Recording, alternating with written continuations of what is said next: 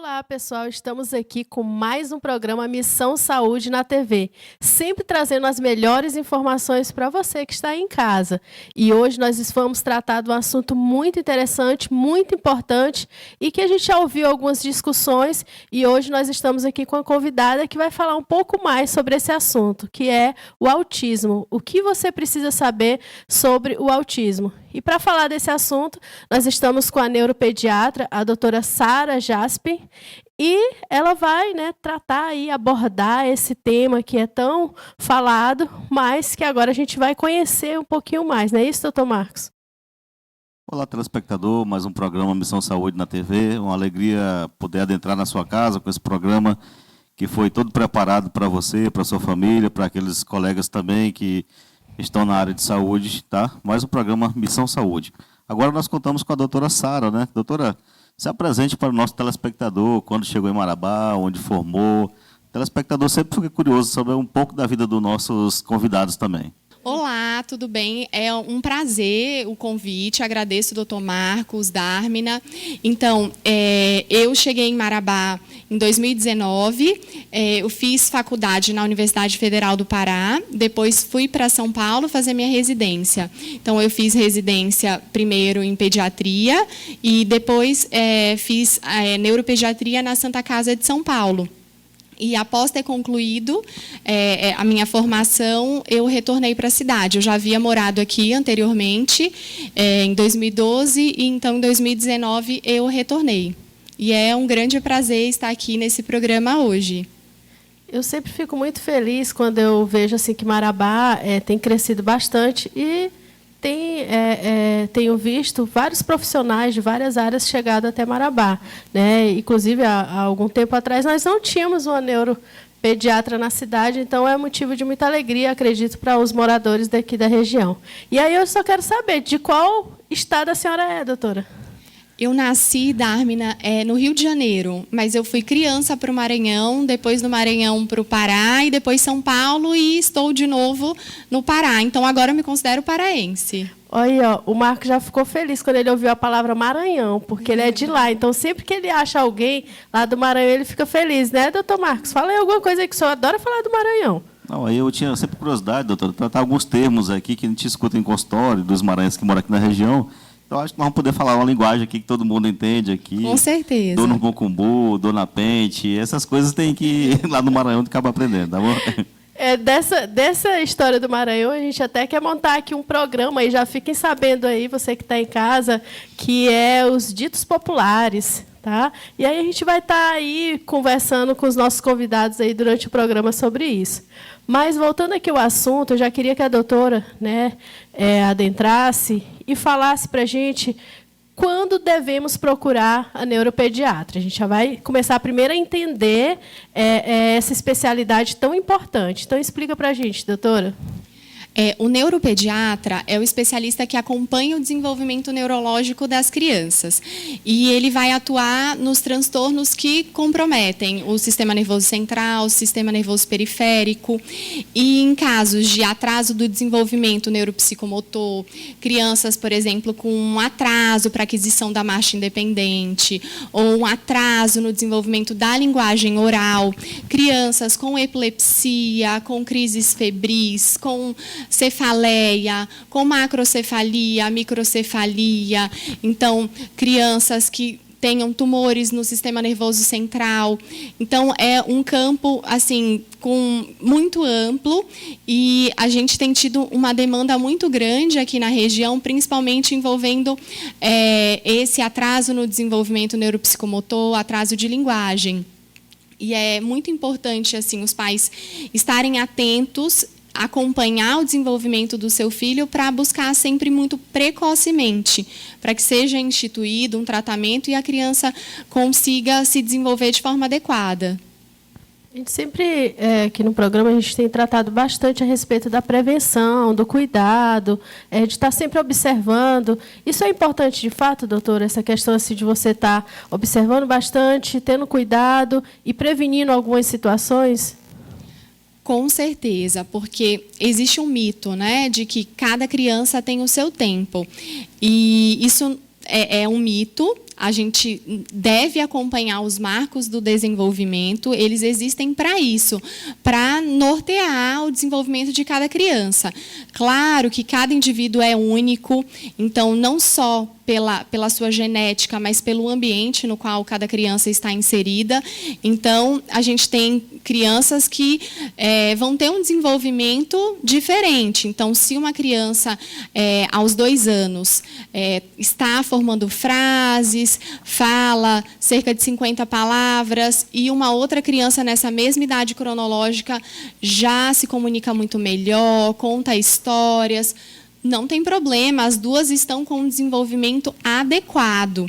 E é isso o que se torna um fator de confusão para as pessoas, né? De achar isso, mas cada um é de um jeito. Com certeza, cada indivíduo é único, mas as crianças têm que acompanhar esses marcos do desenvolvimento. Então, aos 12 meses, a gente espera que a criança comece as primeiras palavras e, ao longo desse 2º ano de vida, né, dos 12 até os 24 meses, a gente vai tendo um aumento significativo desse repertório. Aos 24 meses, aos 2 anos, a gente espera que essa criança já seja capaz de formar frases e isso é importante, a criança está acompanhando. Ela forma frases, mas o vizinho fala bem mais que ela. Não tem problema. Os dois estão acompanhando o desenvolvimento que a gente chama, né, os padrões da normalidade. Agora, aquela criança que chegou aos 2 anos não fala absolutamente nada, ignora comandos, não tem nenhum tipo de interação. Essa criança apresenta, sim, um atraso. Então, não existe isso. Mas o filho do vizinho falou aos 4 anos, eu conheço uma outra criança que falou aos 5. Elas apresentaram, sim, um atraso, e esse atraso não pode ser negligenciado pelos pais. Porque tem alguém na família que também teve um atraso. Não. Os pais devem buscar precocemente quando a criança apresenta um atraso, e o pediatra é um grande aliado, né, nesse sentido, porque a criança, nesses primeiros anos de vida, realiza um acompanhamento que é muito regular. Então, o pediatra é o primeiro especialista a detectar esse atraso. Então, foi detectado um atraso? Sim, deve ser investigado. Não significa que todo atraso de linguagem, todo atraso desse desenvolvimento é patológico. Ele configura como um transtorno. Não, mas deve ser, sim, investigado para a gente conseguir realizar um estímulo precoce e a criança conseguir se desenvolver. Agora, é interessante a respeito, doutora, tratar das fases das crianças, falando em atraso, né? Agora pensando em pais que querem antecipar algumas fases, prejudica o desenvolvimento da criança? O que era para fazer com 1 ano, 2 anos, está sendo associado a tarefas de 4, 5, 6 anos, ou tarefa. Inclusive, tem até o sobrinho da Darna, que acho que fala umas 3 línguas, já está em números, até não sei quantos números, inglês e português. Interfere na vida, no desenvolvimento, no aprendizado da criança, querer antecipar algumas fases? Então, doutor Marcos, os estímulos, eles são de suma importância para o desenvolvimento, mas às vezes ocorre um equívoco. Os pais acreditam que estímulos acadêmicos são os mais importantes e a criança, às vezes de 2 anos de idade, ela é bombardeada com esse tipo de informação. Então, são pais que às vezes não ensinam a criança como se deve brincar, como se faz uma brincadeira simbólica, mas estão ensinando alfabeto, numerais, e cada coisa tem que acontecer no seu tempo. Então, nessa faixa etária, a gente tem que ensinar a criança a realizar uma brincadeira simbólica, como que ela brinca com o carrinho, como que pega, por exemplo, a boneca, coloca para dormir, dá comidinha. Então, esses estímulos também são importantes. E, às vezes, eu vejo que os pais tratam a criança como se fosse um robô. Ele vai assistir esse desenho porque esse desenho ensina o alfabeto, porque ensina os numerais. E, na verdade, não. Quando a gente fala de estímulos, desde o período mesmo de lactente, os pais vão trocar uma fralda, vão conversar com os seus filhos, vai brincando, então vai estabelecendo esse contato visual, essa reciprocidade social desde lactente, e depois, nesse avanço, 2 anos, vai ensinando a criança, claro, não tem problema, vai ensinar cores, ainda mais tem crianças que têm uma certa afinidade, ensinar vogais, numerais, mas quando a gente fala em estímulos para esse desenvolvimento, não se trata apenas de estímulos formais, de alfabetização, de forma alguma. O desenvolvimento social da criança também é muito importante. Então, você tem que ensinar o seu filho a brincar, não só oferecer uma tela, né, que é o celular, o tablet, a televisão, que a gente tanto evita.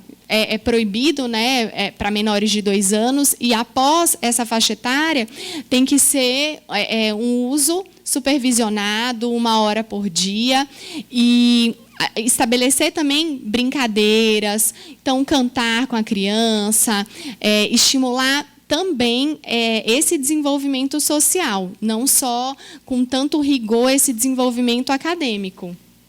Certo. Doutora, já que a gente deu assim uma pincelada, uma introdução nessa questão toda aí, vamos adentrar agora no assunto que diz respeito até ao tema especificamente, né? Fala para o nosso telespectador o que de fato é o autismo. O autismo não é uma doença, tá? Esse é um equívoco também. É um transtorno do neurodesenvolvimento. Então, é um transtorno que compromete a comunicação social, a interação social e estabelece padrões comportamentais restritos e repetitivos. A gente não tem pelo diagnóstico, né, o transtorno do espectro autista, quando é feito esse diagnóstico, não está sendo estabelecido, né, um diagnóstico de uma deficiência, de uma incapacidade, como às vezes alguns pais erroneamente interpretam, como se fosse uma sentença de invalidez, de forma alguma. Tá? Então, a criança, quando ela recebe esse diagnóstico, a gente está compreendendo que essa criança apresenta um déficit persistente na sua comunicação, na sua interação social, associado a padrões comportamentais restritos e repetitivos. Então, eu costumo falar para os pais no consultório que aquela criança, ela necessita de estímulos, ela vai ser ensinada a desenvolver habilidades que as crianças neurotípicas, as crianças que tiveram seu desenvolvimento adequado, elas aprenderam naturalmente. Então, é uma criança que você vai ensinar a atender a comandos, a olhar, estabelecer um contato visual, a compartilhar brincadeiras, a brincar de forma funcional, mas não significa que essa criança não vai conseguir desenvolver essas habilidades. Significa que existe uma dificuldade, tá? Um prejuízo comprometendo essas áreas sociais, mas bem estimulada, e por isso a gente estabelece sempre, né, a questão do diagnóstico precoce. Uma criança bem estimulada, ela tem o potencial, sim, de desenvolver essas habilidades. Não significa que a criança vai deixar de ser autista, mas ela pode, sim, desenvolver habilidades que, naquele momento, ela não possui. E essa questão, né, é uma dificuldade para quem, de fato, não compreende o transtorno do espectro autista, porque as pessoas conhecem aquela visão estigmatizada do transtorno, que é aquela criança não verbal, com muitas estereotipias manuais. E é muito importante conhecer, de fato, esse termo, transtorno do espectro autista, que, na verdade, é o termo correto, utilizado desde 2013, né, com o DSM-5, que é o manual que norteia esses critérios diagnósticos para o transtorno do espectro. Então, o transtorno do espectro autista significa isso, né? Espectro, uma variabilidade fenotípica. E o que significa? Que cada criança é de um jeito, desde que apresente esses prejuízos na comunicação social, na interação, associada a padrões comportamentais restritos e repetitivos. Então, não significa que todo autista atrasou a linguagem. Não, a gente tem crianças autistas que são extremamente falantes, mas é aquela fala descontextualizada, às custas de uma ecolalia tardia, por exemplo, uma criança que, sem nenhum contexto, ela começa a repetir uma fala de um desenho. Então, é uma criança que tem um prejuízo na sua intenção comunicativa, né? Ela não tem esse desejo de estabelecer uma comunicação com outra pessoa. Mas não existe esses padrões, né, que as pessoas costumam esperar, mas ela fala, então ela não é autista. Não, falar, né, se eu estou falando, estou aqui repetindo o que eu ouvi no desenho, eu não estou estabelecendo uma comunicação, não é uma fala de fato funcional, com intenção comunicativa. Então, é uma criança que, por exemplo, ela tem um prejuízo na interação social. E as pessoas costumam esperar, né, de uma criança autista, aquela criança que se isola, que está ali enquanto todas as outras crianças estão brincando, ela está ali quietinha num canto. Também não significa, o prejuízo na interação social significa que é uma criança que ela não tem muita iniciativa para interação. Ela tem dificuldades para compartilhar um interesse, uma atividade, mas não significa, por exemplo, que ela nunca vai atender comandos, de você perguntar o nome e ela responder. E por isso é muito importante assim, a compreensão desse termo espectro, em relação aos padrões restritos e repetitivos, por exemplo, para a gente compreender melhor.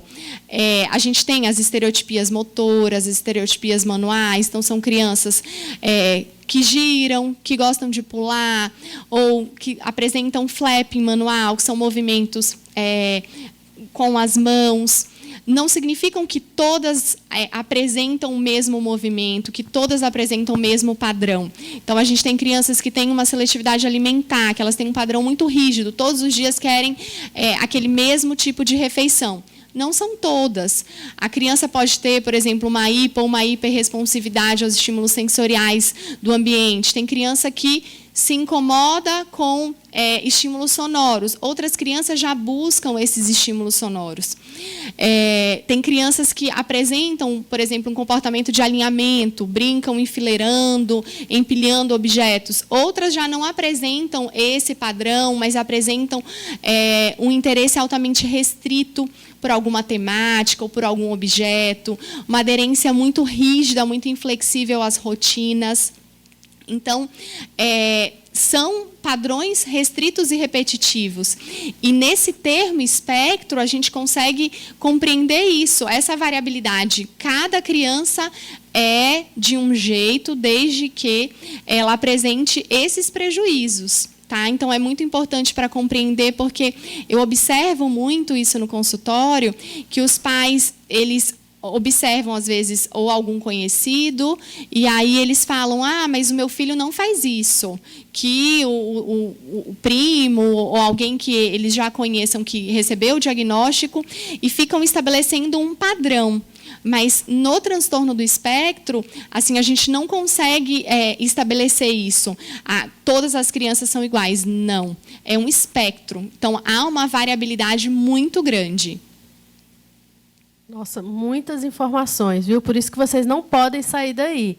Nós já estamos encerrando aqui o primeiro bloco e já a gente volta com mais um bloco e mais informações para vocês. Fiquem ligadinhos aí no programa Missão Saúde na TV.